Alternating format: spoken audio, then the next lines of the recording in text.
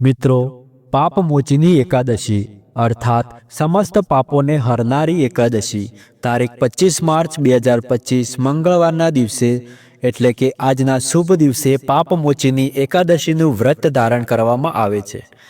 એકાદશીનું વ્રત બે પ્રકારે રાખવામાં આવે છે, એક નિર્જળ અને બીજું ફળાહારી। નિર્જળ વ્રત પૂર્ણ રીતે સ્વસ્થ વ્યક્તિને જ રાખવું જોઈએ, અન્ય લોકો ફળાહારી ઉપવાસ રાખી શકે છે। હિન્દુ કેલેન્ડર અનુસાર પાપમોચીની એકાદશી તિથિનો પ્રારંભ થાય છે 25 માર્ચે સવારે 5:05 અને એકાદશી તિથિ સમાપ્ત થશે 26 માર્ચે સવારે 3:45।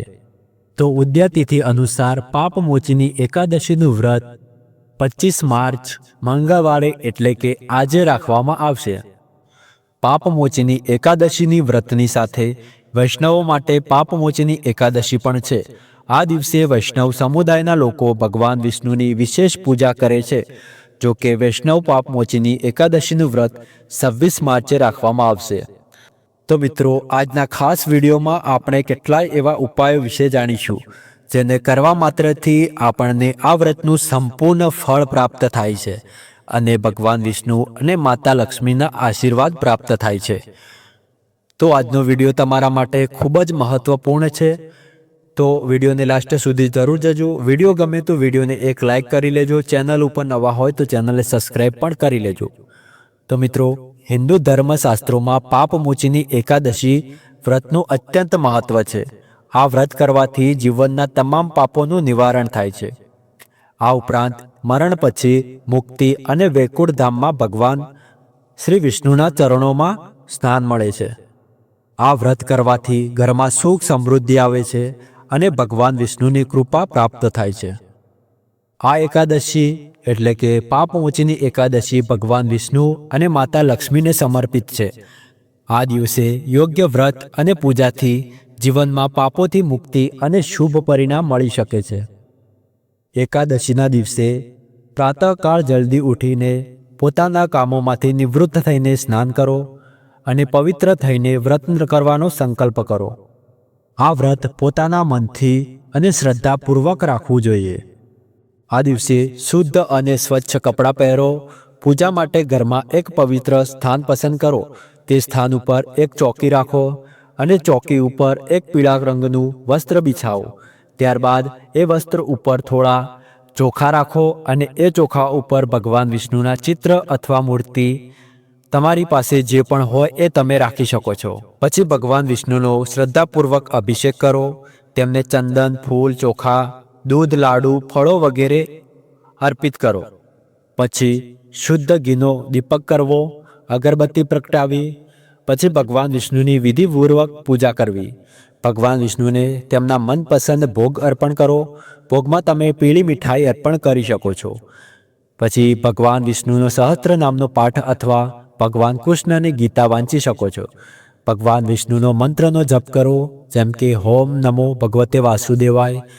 આ મંત્રનો જપ કરી શકો છો। પાપમોચીની એકાદશીની કથા વાંચો અથવા સાંભળો। પૂજા પૂર્ણ કર્યા પછી ભગવાનની આરતી કરો અને ભોગ અર્પિત કરો। આ દિવસે દાન કરવું અને શ્રદ્ધાથી વિષ્ણુના આશીર્વાદ લેવા। પછી તમારાથી થઈ ગયેલા પાપો માટે ભગવાન પાસે માફી માંગવી અને પોતાના ઘરમાં સુખ સમૃદ્ધિ આવે એ માટે પ્રાર્થના કરવી। તો હવે આપણે જાણીશું કે પાપમોચીના એકાદશીના ઉપવાસમાં શું ખાવું અને શું ન ખાવું। તો પાપમોચીની એકાદશી વ્રતમાં શુદ્ધ અને સાત્વિક આહાર લેવો જોઈએ, જેમ કે દૂધ, દહીં, ફળ, શરબત, સાબુદાણા, બદામ, નારિયેળ, બાફેલા બટાકા વગેરે તમે આ દિવસે ઉપવાસમાં ખાઈ શકો છો। આ દિવસે કેટલીક તામસિક જેવી ચીજોનું સેવન ન કરવું જોઈએ, જેમ કે માંસ, મદિરા, લસણ, ડુંગળી તથા તેલ મસાલાનું ત્યાગ કરવો જોઈએ। આ વ્રતમાં શુદ્ધ અને સાદું જ ભોજન લેવું જોઈએ। રાત્રિના જાગરણ કરવું અને ભગવાનના ભજન કે કીર્તન કરવામાં શ્રદ્ધા રાખવી જોઈએ। એકાદશીના દિવસે દુઃખદાયક વાતો અને જૂઠ્ઠું ન બોલવું જોઈએ। આ દિવસે ક્રોધ અને ગુસ્સો ન કરવો જોઈએ। પાપમોચીની એકાદશી ઉપર દાન કરવું ખૂબ જ શુભ માનવામાં આવે છે। આ દિવસે ગરીબો અને જરૂરિયાતમંદોને તમારી ક્ષમતા મુજબ તમે દાન કરી શકો છો, જેમ કે ઘઉં, ચોખા, દાળ, ધન, વસ્ત્રો, ફળ અને પૈસાનું દાન કરી શકો છો. હવે વાત કરીશું કે પારણ વિશે. પારણ આપણે ક્યારે કરીશું, કયા સમયે કરીશું? હિન્દુ ધર્મશાસ્ત્રોમાં કહેવામાં આવ્યું છે કે એકાદશી વ્રતનું પારણ બીજા દિવસે એટલે કે દ્વાદશી તિથિ પર કરવામાં આવે છે. પાપ મોચીની એકાદશી વ્રતનું પારણ 26 માર્ચે કરવામાં આવશે. આ દિવસે વ્રત પારણનું શુભ મુહૂર્ત સવારે 9:14 થી લઈને 10 વાગ્યા સુધી છે. જો કોઈ કારણસર તમે આ વ્રતનું પારણ આ સમયમાં નથી કરી શકતા તો બીજું મુહૂર્ત બપોરે 1:41 થી શરૂ થશે. આ મુહૂર્ત સાંજના 4:08 વાગ્યા સુધી રહેશે. તો 26 માર્ચે આ મુહૂર્તમાં તમે વ્રતનું પારણ કરી શકો છો.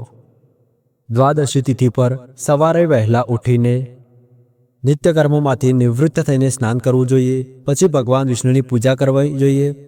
તેમના આગળ ઘીનો દીવો પ્રગટાવો, ભગવાનના મંત્રોનો જપ કરવો અને તેમને ફળ અને મીઠાઈઓનો ભોગ અર્પિત કરવો. ત્યાર પછી પાપમોચીની એકાદશી દરમિયાન વ્રતમાં કોઈ પણ તમારાથી ભૂલ થઈ હોય તો ભગવાન વિષ્ણુ સામે હાથ જોડીને ક્ષમા માંગવી.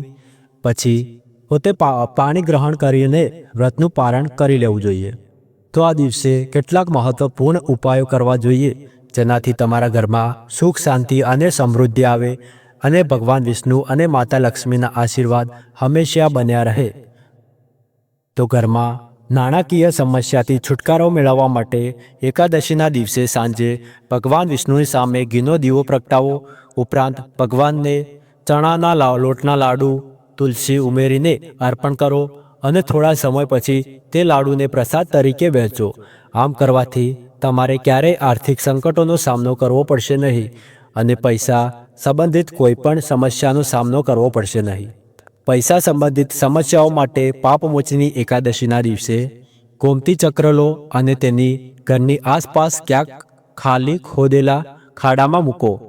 આ સમય દરમિયાન ભગવાન વિષ્ણુનું નામ જપ કરતા રહો અને પ્રાર્થના કરો કે તમારા અટકેલા પૈસા જલ્દી પાછા મળી જાય.